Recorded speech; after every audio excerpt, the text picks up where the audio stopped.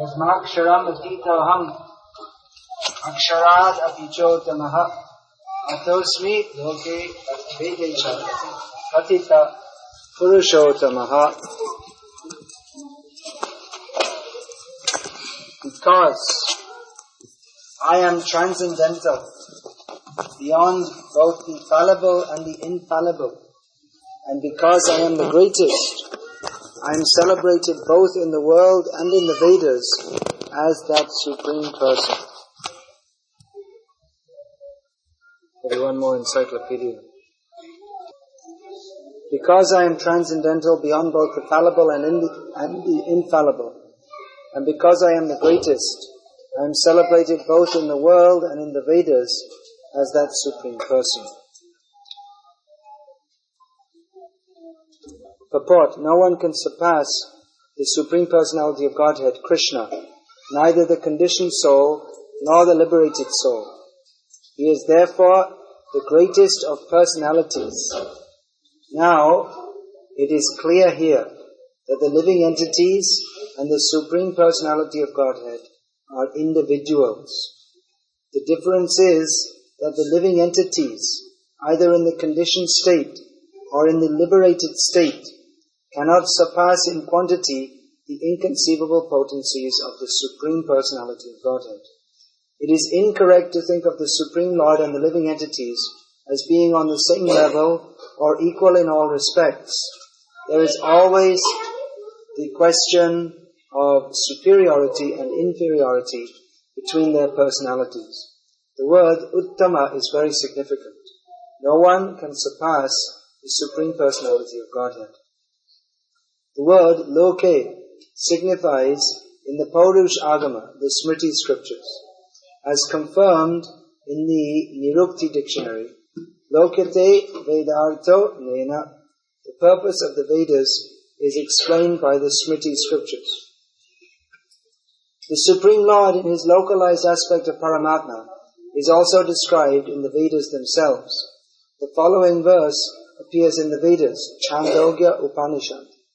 Tava Desha Samprasado Smach Charirat Samutaya Param Jyoti Rupam Sampadya Svena Rupenab Inish Paditesa Uttama Purusha. The Supersoul coming out of the body enters the impersonal Brahma Jyoti. Then in his form he remains in his spiritual identity. That Supreme is called the Supreme Personality. This means that the Supreme Personality is exhibiting and diffusing his spiritual effulgence, which is the ultimate illumination. That Supreme Personality also has a localized aspect as Paramatma by incarnating himself as the son of Satyavati and Parashara. He explains the Vedic knowledge as Vyasadeva.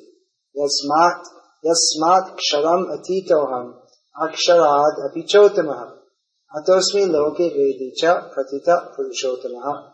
Because I am transcendental beyond both the fallible and the infallible, because I am the greatest, I am celebrated both in the world and in the Vedas as that Supreme Person. Bhagavad Gita, Lord Sri Krishna explains the Supreme Absolute Truth, which is Himself, which is described by Lord Krishna in various ways in this Bhagavad Gita. Sometimes He directly refers to Himself, Aham sarvasya prabhavaha atasarvam pravartate. Everything comes from me. This means that Krishna is supreme, being the origin of everything. Or even more directly, Vatapparataram namnat kinchirasti vinanjaya. Nothing is equal to me, Krishna says, nothing above me.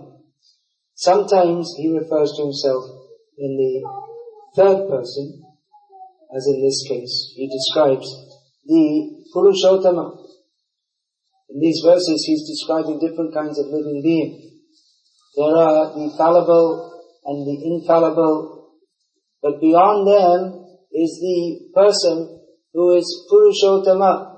He is above all. Then in the next verse, after this verse which we're reading today, Krishna describes Yo mam, ya, he who, mam, about me, Yo mam eva samudam, janati purushottamam, who knows me, I am that person actually. As stated before, Aham sarvasya prabhu, I am the supreme, because everything comes from me. So that this Purushottam who is being described is Krishna. So how Krishna is supreme is being described in various ways by Krishna in this Bhagavad Gita. That is described in more detail, in great detail in the Srimad Bhagavatam. But the same basic point is being made again and again, that Krishna is the Supreme Personality of Godhead.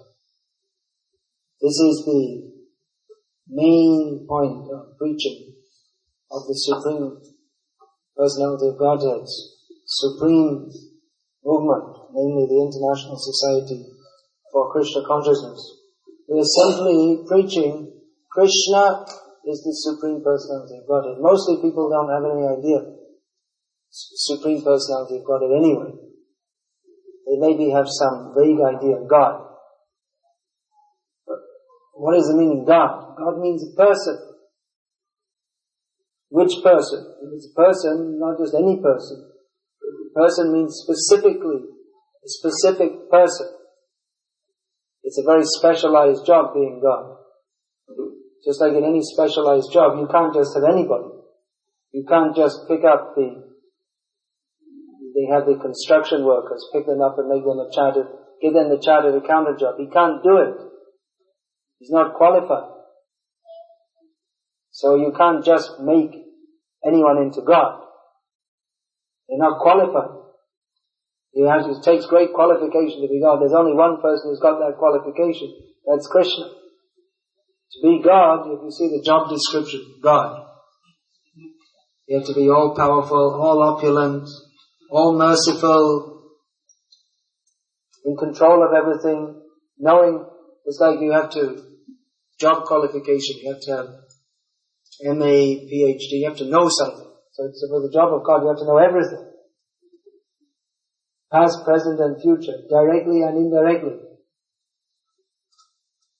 You have to have certain skills, job skills, such as being able to control millions of universes emanating from your body. So Krishna has all these skills. He fits the job. Now there are many imitation gods, but they don't do the job properly.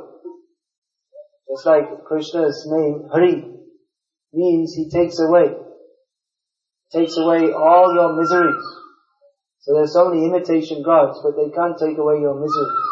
In fact, if you go to them, you'll become more miserable, because by making the sin of accepting them as God instead of Krishna as God, you become more sinful, and you get more troubles. Therefore, if at all we are going to speak of God, then we must be speaking of Krishna. Who is that person? Who is that person? If there's God, we want to know Him. Why keep Him vague? We say, if there is God, there is God. For those who are agnostic or atheistic, they may doubt the existence of God. That is their foolishness. But anyone with even low IQ, you don't have to have a big brain to understand, but little clear. You don't need to have a very big IQ to understand, but little clear intelligence.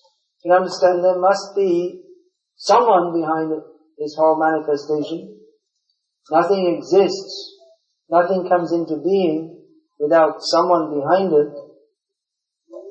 So who is the person behind the whole universe? Actually, behind the whole universe, of course there's God, but that's not His greatest glory. You think that in the Christian religion they say God is the creator.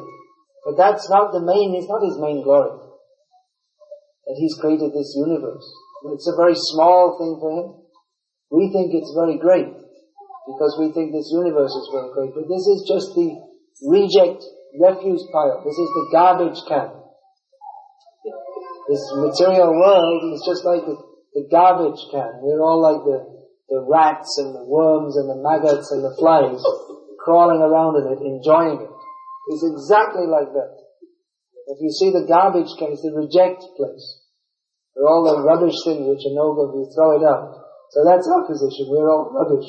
We're thrown out from the spiritual world, and we're looking in the garbage for something to enjoy. That's our position.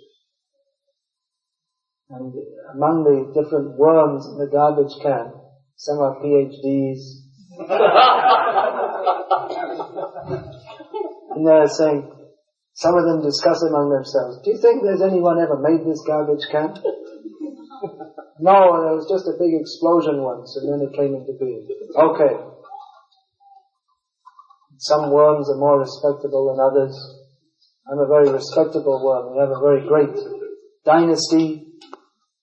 See, my father was a very respectable worm. We come from a very respectable dynasty, very high-class worms. We don't mix with those low-class worms. We live in the respectable area.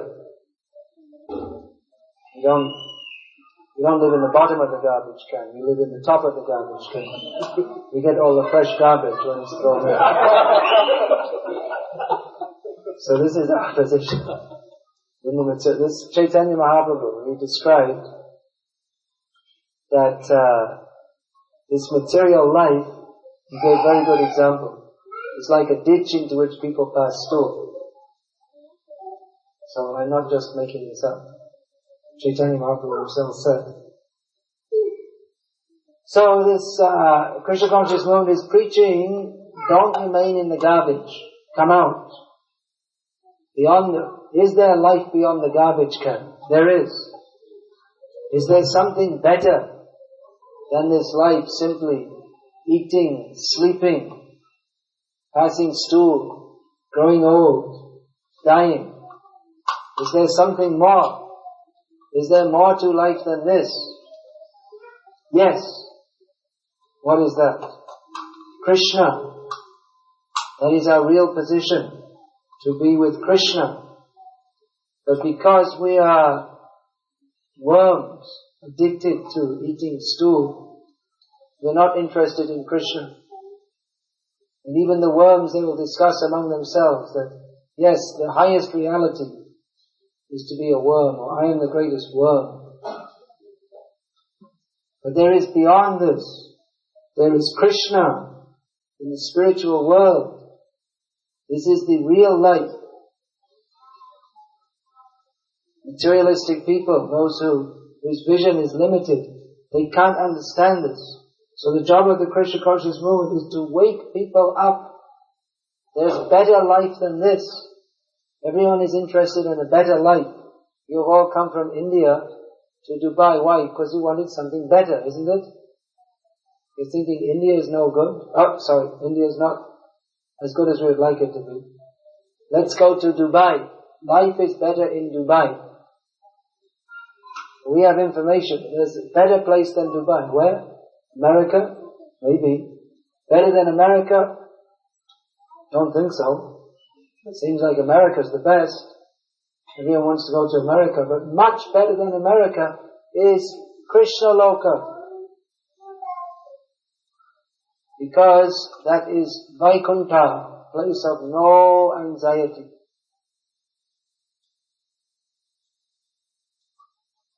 Who is free from anxiety? Anybody here? If you go to America, will you be free of anxiety? Is anyone in the world free of anxiety? Krishna is free from anxiety. Krishna doesn't have any anxiety. In the spiritual world, there's no anxiety. There's no death. Everyone in this material world is fearful. Why? Because at the back of their mind, everyone knows they have to die. And modern life especially, because there's no philosophy of understanding God or the future life. That's one reason why they have to have all this stupid entertainment, and why so many people have intoxication and drugs and drunkenness. Why? Why all these things? Because in the back of their minds, everyone is feeling so much anxiety. I have to die. So they want to forget. That's why they become absorbed in sports, or they become intoxicated, or they like to watch watch TV. What is watching TV? You just forget where you are, who you are, what you're doing. It's like an intoxication. You forget everything and watch something on TV. Why do people want all these things or need all these things? Because they want to forget their present situation, because in their present situation they're full of anxiety. So they cover it over by looking, everyone has to put on a show of being happy. But actually everyone is in anxiety. Because in the back of their minds, everyone knows, I have to die. And they don't want that. No one wants to die.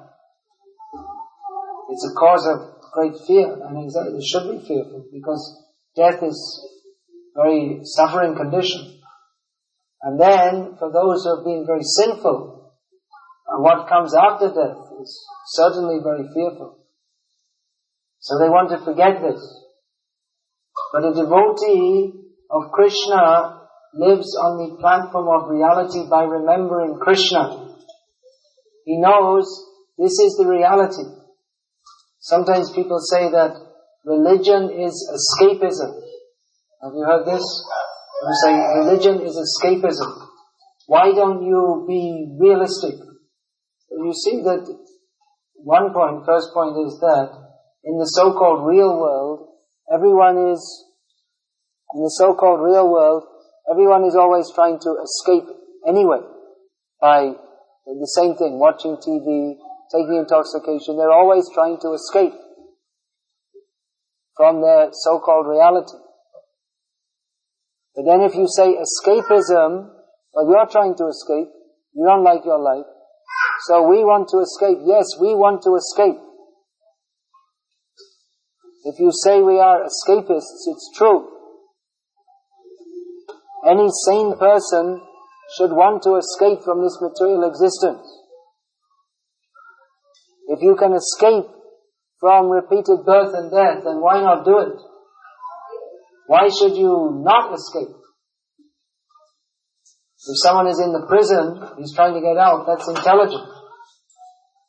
If you think, if someone accuses you, you're an escapist, sure, I'm an escapist. Why should you be in the prison, beaten with sticks every day? Get out. You're in a horrible situation. See what you can do to get out. Now, if you're in the prison, you may think, well, it's not possible. It's very difficult. There are so many guards and restrictions.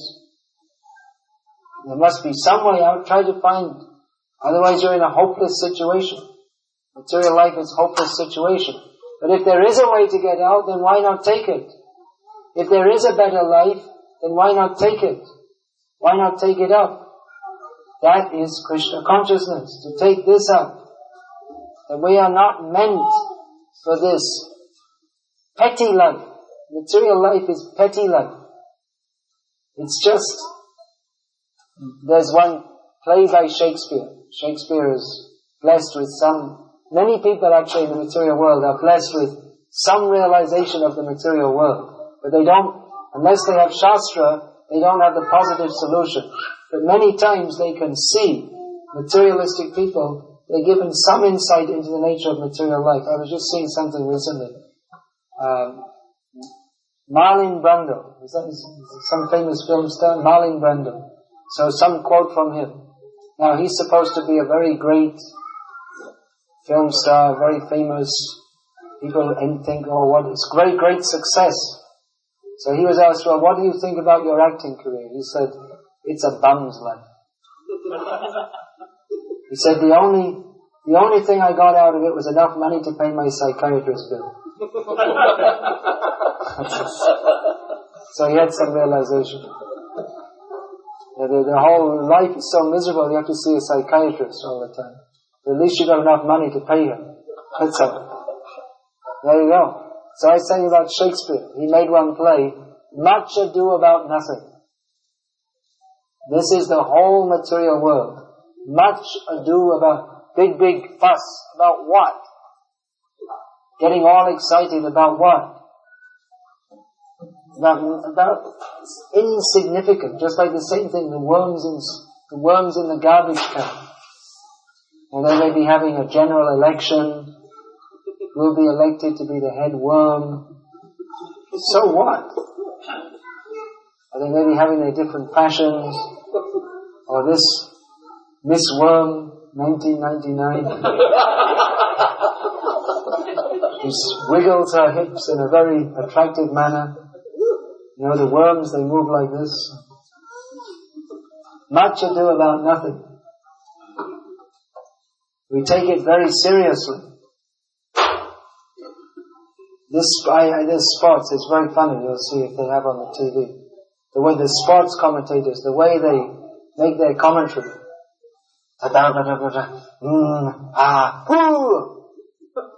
As if it's something very, very serious.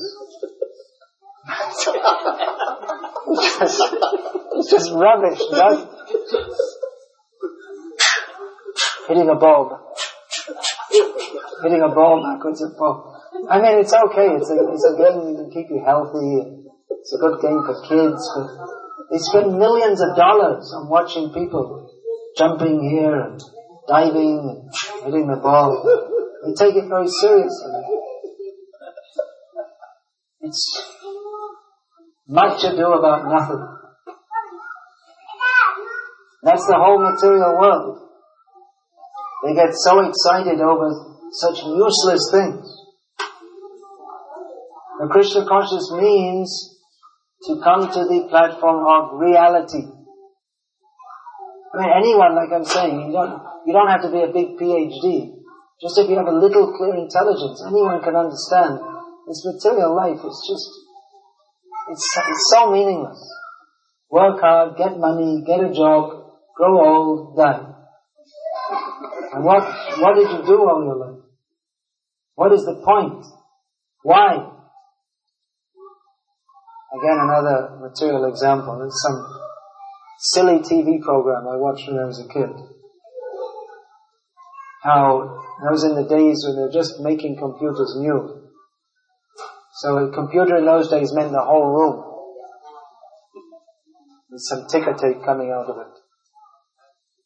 So in the program they showed, one man said to another, this computer, you can ask any question. It will give you the answer. So he typed in the question, why? And then the computer blew up. It's actually like a philosophical point. But why? Why? What's the purpose of it all? Computer can't answer. The computer might tell you which year the Battle of Waterloo. Have you ever heard of the Battle of Waterloo? You see, does it matter what happened in the Battle of Waterloo to you sitting here in Dubai? No. Still, you have to learn these kinds of things at school. What year was it anyway? I don't know. I wasn't very good. Anyway, Hare Krishna. So, the computer may store so much information like that.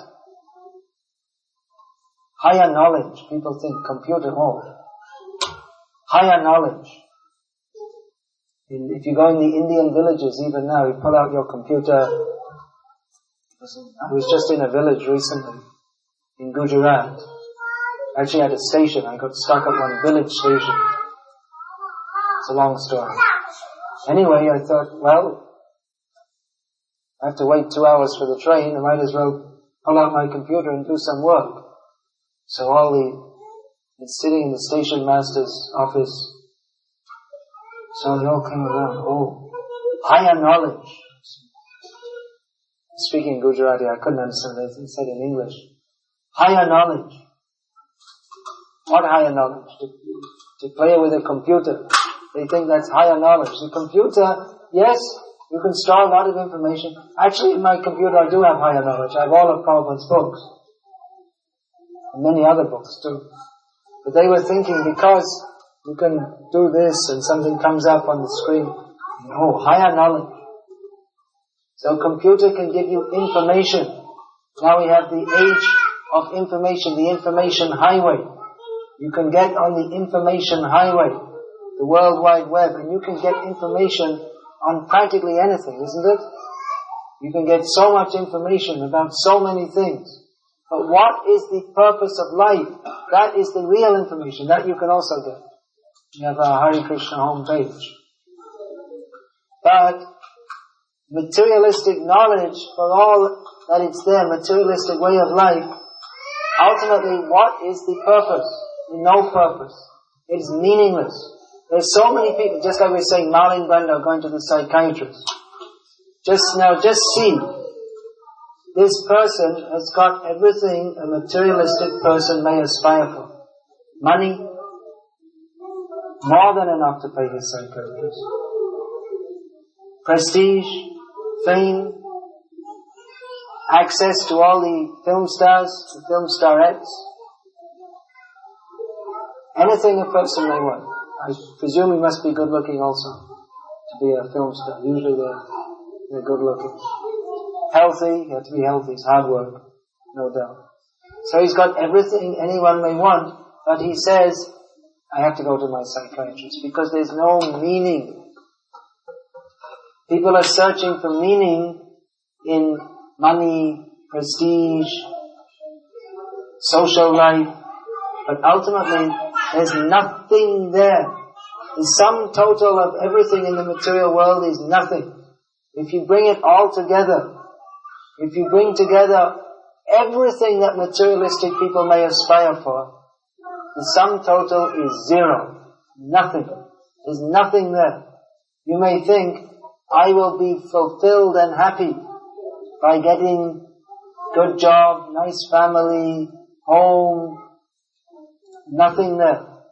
Without Krishna, everything is empty. Without Krishna, everything is a failure.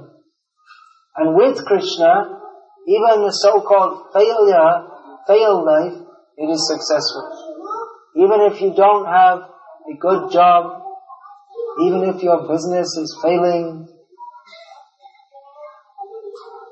even if everyone in the world scorns you, it may be that your family rejects you. In many cases, when people take to Krishna consciousness, their family rejects them. Many cases. Many times. All the time I'm getting letters. My parents, they told me, don't ever come back to the home. Either give up your Krishna bhakti or just forget us. You take Krishna or you take us. What are they going to do? I have to take Krishna. But it's a shock. Oh, I thought my parents loved me. And everything they might have aspired for, the happiness with family, all these things.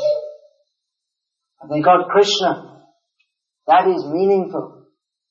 Everything else is meaningless. Another thing we're seeing many times is because traveling different places, meeting many people, we see actually when it's written in Shastra and Prabhupada many times make the point that in the material world there's no love. We see how true it is.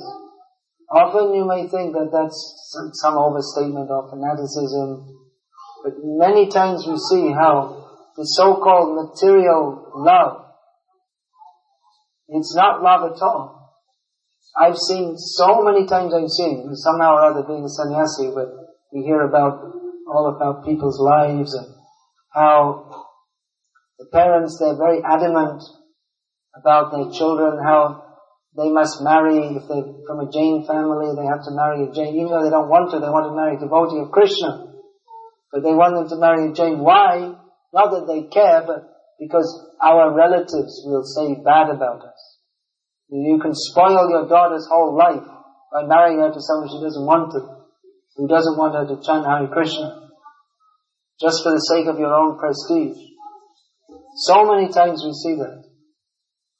Or someone, they get married, so-called love marriage, and they say, well, I'm not doing the cooking, I'm not doing the cleaning.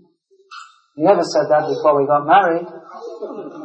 You said you love me. I said, love me means you don't want me doing work, do you?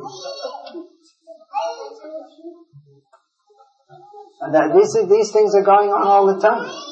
And then they spend their whole life fighting.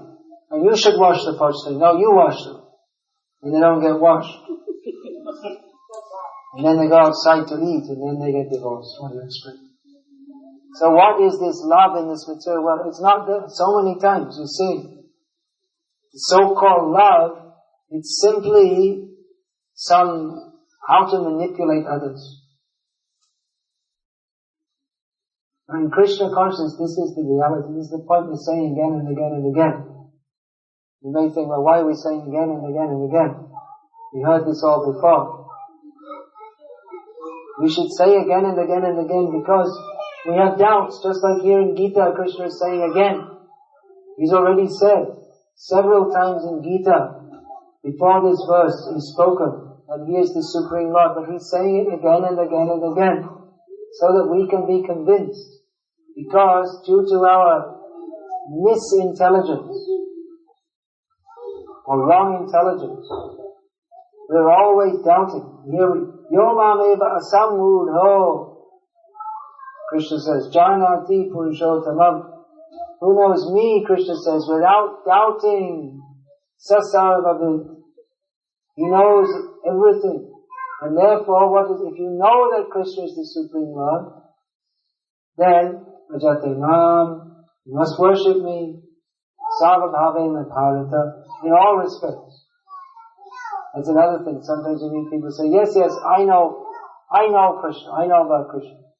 If you know Krishna, then you must worship Krishna with all respect.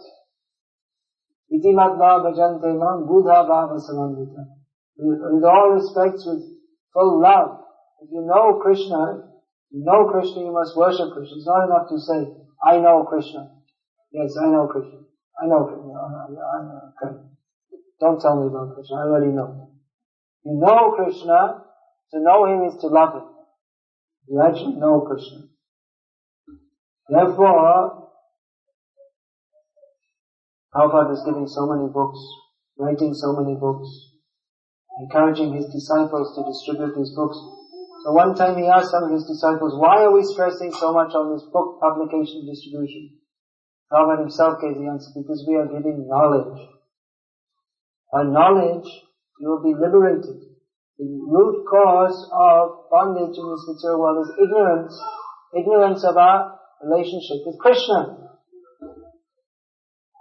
That's why you see many sannyasis from ISKCON are coming to Dubai. They like to come because they're nicely received by all of you.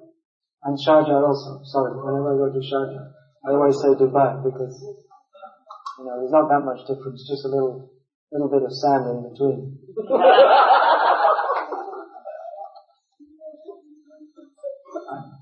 You saw the welcome to Sarjah sign, that's all, as you go under a bridge. Although you can't really see much difference. So why are you coming? So many ISKCON sannyasis are coming, because you are appreciating that sannyasi is coming and giving some knowledge. It's very nice, thank you very much. We have that culture. Still that much culture is there. Prabhupada said, speaking about India, he gave the Bengali saying that Marahati, lakh taka, even a dead elephant is worth a lakh of rupees. So Prabhupada is saying, even though Indian culture is practically dead, still something is there. Whatever's there, however, when you're in India, you just think, it's so bad how everything's so materialistic. And when you go to the West and come back, you think, well, it's not so bad after all. And the West is extremely degraded, and India is trying its best to be degraded, but they're not so good at being, they're trying hard, but it's just not so natural for Indians to be gross sense enjoyers. I mean, really gross. The West is unbelievably horrible. It's so degraded. Those of you who have been to the West, you see, it's just, I don't want to speak, it's really disgusting, isn't it? I think most of you probably visited the great cities of the Western world? Who's been to London, New York? You've been in Italy? You seen the advertisements, the big billboards? They still have them? I don't want to say. It's not fit to speak in public. What things they have. So horrible. So degraded. Really, subhuman. Not at all civilized. It's amazing how people all over the world, they think the Western world is civilized. Not at all. It's so degraded. Subhuman. Even they're promoting in the schools homosexuality, abortion, all these things. You're not even, in America, you're not even allowed to say anything against homosexuality. You're not even allowed to say you don't like it. They'll take you to court. You're discriminating. You should be fair to everyone, equal to everyone. What a horrible society. So, at least in India there's some culture left. Appreciating spiritual knowledge. Of course that's also much degraded. Whenever some big cheetah comes, so many people come to see them. So many cheetahs in the name of Vedic culture, in the name of Dharma, in the name of Hinduism, simply cheating. Why are they cheating? Because they're posing to give knowledge, but they're not giving knowledge. They're giving the wrong idea. If you take the position of guru, but you don't teach that Krishna is the Supreme Personality and you should surrender to Him, then that's called Guru Giri. Only Guruship. Just like your Dadagiri. So you have Guru Giri. His Bhaktisiddhanta Sarjah Thakur used to say Guru Giri. Dangerous people. Really, very dangerous. Very, very dangerous. If you get in the clutches of a bogus guru, then you're extremely dangerous. You may think, well, it's very nice, we're singing these bhajans, and our guru blesses us, and they say that by his blessing you can get lots of money, or whatever it may be. Very dangerous. Because in the name of giving knowledge, it's giving you more ignorance, by which you are bound up in this material world more. Be careful. Be careful. Don't be cheated. There are so many cheaters in the name of spiritual life. Therefore, again, Prabhupada is stressing, we are giving knowledge in these books. We don't speak any knowledge outside of the knowledge of Bhagavad Gita. Of course, we may give some examples, just like I'm giving the example of Malin Bando, for example. But that's only to demonstrate the point which is made in Bhagavad Gita. It's not that we quote Malin Bando that he's as if he's some Tattvadarshi. But he has some realization. Many people, they may have realization this material world is miserable, but they don't know the solution. The solution is Krishna.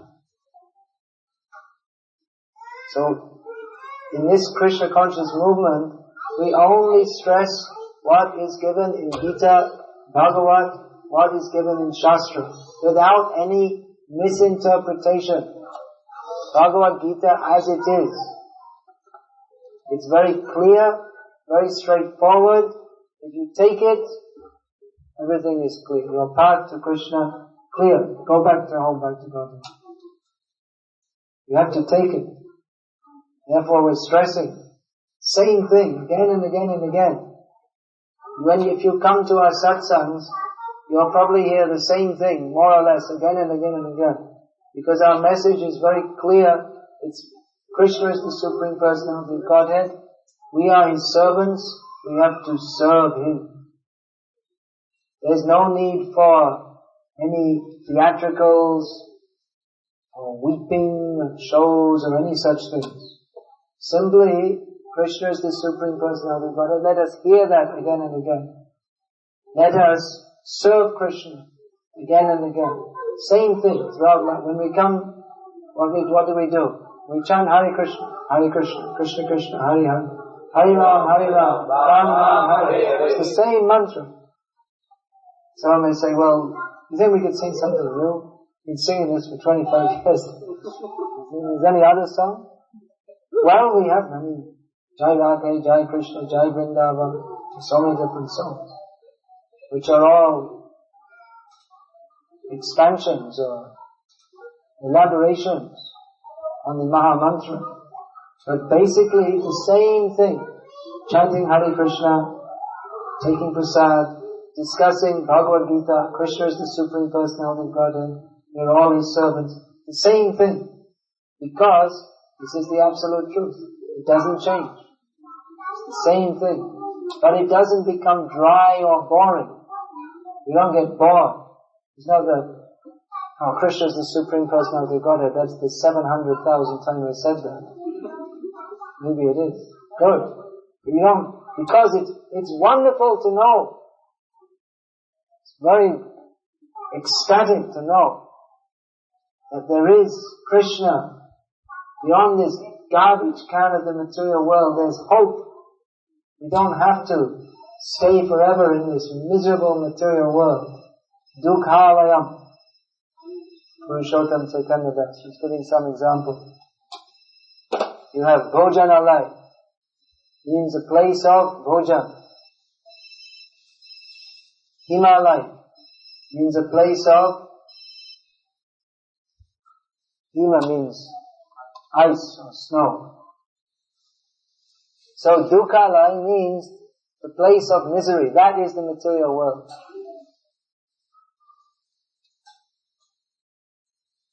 Beyond this material world, there is Krishna Loka, where there is no dukkha, that is Sukhalaya. This material world is Dukhalayam Ashashvatam. And the spiritual world is Sukhalayam Shashvatam. So anyone who's got a little bit of spiritual intelligence, they must take up Krishna consciousness. Don't get stuck in this material world. Go to Krishna. We repeat it again and again and again. Krishna is the Supreme Personality of Godhead. He is Purushottama. He is the Supreme Person. Devotees take great pleasure in repeatedly emphasizing Krishna is our Lord, Krishna is our Master. We are surrendering to Krishna. We don't know anyone but Krishna. And for one who knows no one but Krishna, Krishna says, I also don't know anyone but my devotees. Sadhavo hridayam mahayam sadhanam hridayam tvaham. Naranyate na jananti naham tedra managapi. This verse, very nice verse, was spoken by Krishna, Lord Vishnu, to Durvasa Muni. When Durvasa Muni, he was surprised. What's going on? I'm a great yogi, respected rishi, brahmana, and I'm being chased all over the universe by this Sudarshan Chakra. What did I do wrong? It's not such a big thing. I mean, this Ambarish, he made an offense to me, and anyway, he's only a Kshatriya and a householder, and I'm a rishi and a yogi and a tyagi. And now I have to come all the way up to Vishnu Loka to beg forgiveness from Lord Vishnu. Why are you making such a big fuss? And Lord Vishnu explained, you don't understand. That the sadhu, the devotee, is in my heart, and I am in his heart. I don't know anything but him, and he doesn't know anything but me. This is our relationship. Devotee is so dear to Krishna. So for that, devotee can he can sacrifice everything, just like I say. Devotee may have nothing in this material world. Basically devotees are called akinchan. Means they don't have anything in this material world. They have no other hope but Krishna.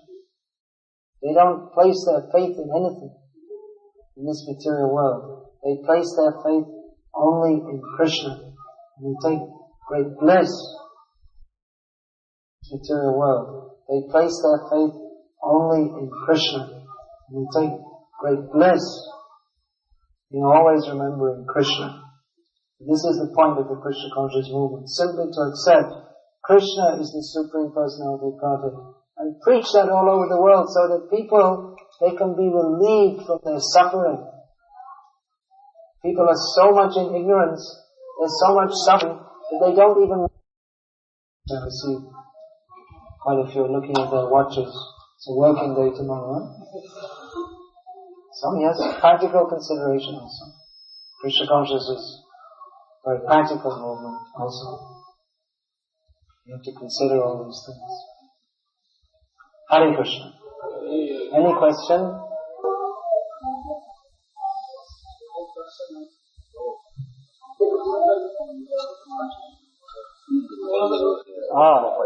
I was supposed to come earlier. No. It's a little later. Is it? Okay. So maybe you can speak to them about Yeah. They're right here. If this, forgive me for asking the following rude doubts. If this is a trash bin, why was it created in the first place? Because we are trash.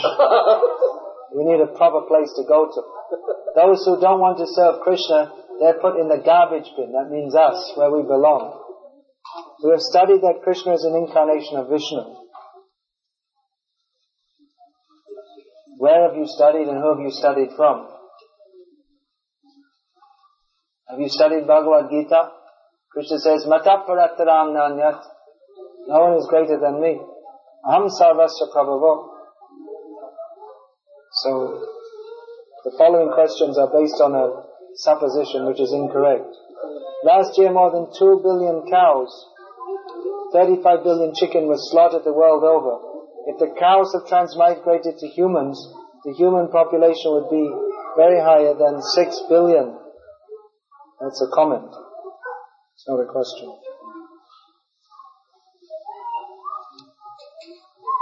Although, one thing is, this isn't the only planet in which there are human beings, by the way. There are so many human species on different planets also. What has happened to the many species which have been destroyed by human beings? There haven't been any species destroyed by human beings. Again, this is not the only planet on which there is life. There's so many different planets. And even though they may say destroyed, and then you find, just like there was some fish, they said it was extinct for 3.5 billion years or something, and they found it again. According to Sada Prabhu, our big scientist, there are dinosaurs still also. I saw a photo once. Bhanuswami showed me a photo of a dinosaur. It was caught in a fishing net in Japan. Huge thing. You saw the crane holding it up. They sent it for inspection and it vanished. Surprising. There are so many things. Huge deity of Mahavishnu was found in Mexico. This must have been about 20 years ago. You ever heard of that? Of course not. They don't tell you such things. Generally, ISKCON devotees do not appreciate any other devotees paying obeisances to any other deities or temples other than Krishna or Vishnu. Is this correct? Yes.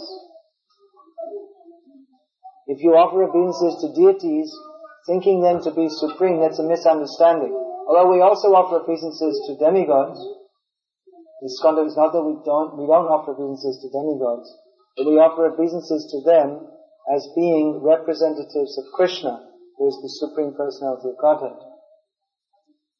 Not that we don't offer obeisances to demigods, but we don't encourage demigod worship with the idea that all the gods are the same, or that different demigods are equal to Krishna or superior, because that is not the verdict of Shastra.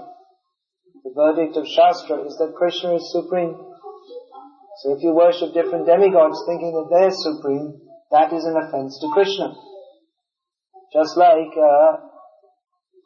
even someone may be highly placed, but if you overstress his position, then that's an insult to the person who has a higher position. Just like there may be in the presence of the chief of police, if you call the police constable, if you address him, or the DIG of police, and there's a constable, or ordinary police constable, or sergeant, one step up. So if you say to the sergeant's as good as you, is it correct? No. It's an insult. You may think that, we're being very fair, but no. The DIG has his position, and the sergeant has his position. The sergeant is subordinate. So you may offer respect to the sergeant as being a representative of the police, but if you say that he's equal to the DIG, then it's actually an insult to the DIG. You're trying to pull him down. You know, in the 10 offenses it is to consider the names of... Oh, I see.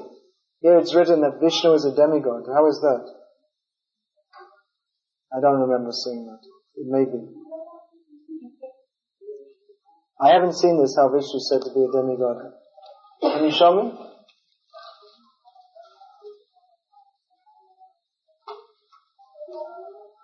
It may be also sometimes in Prabhupada's books there are editorial mistakes. Actually there are here and there some editorial mistakes. Due to, especially the earlier books, including the second canto, being edited very quickly by, at that time, Prabhupada's neophyte disciples who didn't know the philosophy very well. How can we clear that? No, Vishnu is not a demigod.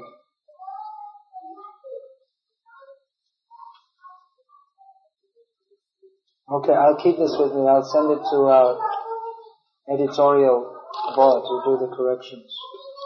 It may be a mistake.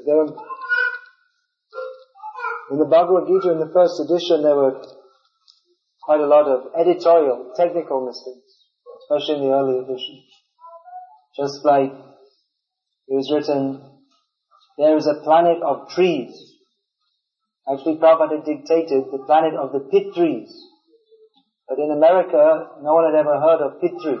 So they heard planet of trees. Or Prabhupada's early disciples, they were mostly hippies, with long hair and beards. So in one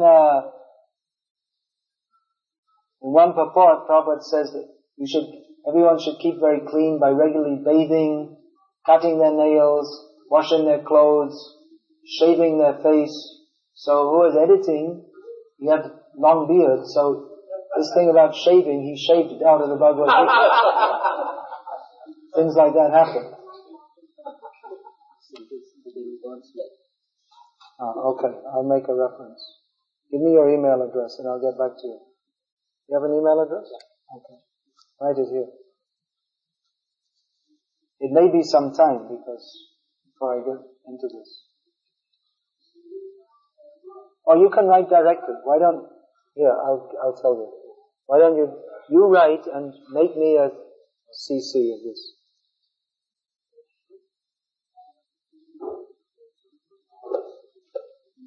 Oh, I don't have space.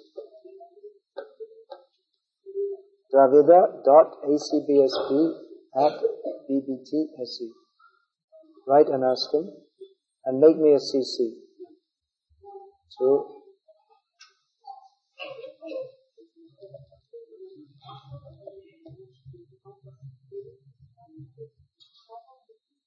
Actually, I'll tell you.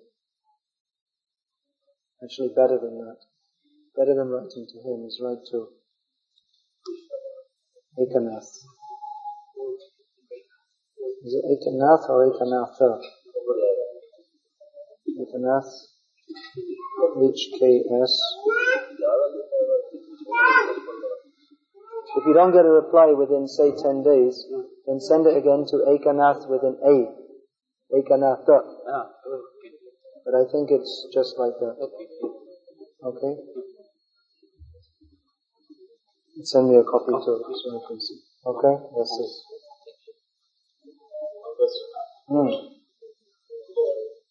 There's Sukhalaya and there's Sukhalaya. We are not only talking about Sukhalaya, we are always talking about Sukhalaya. Well, we do talk about Sukhalaya also. You mean me in particular? Yeah.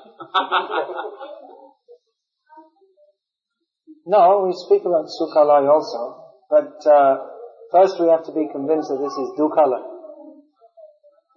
Otherwise, if we only speak of Sukhalaya, then without understanding the difference between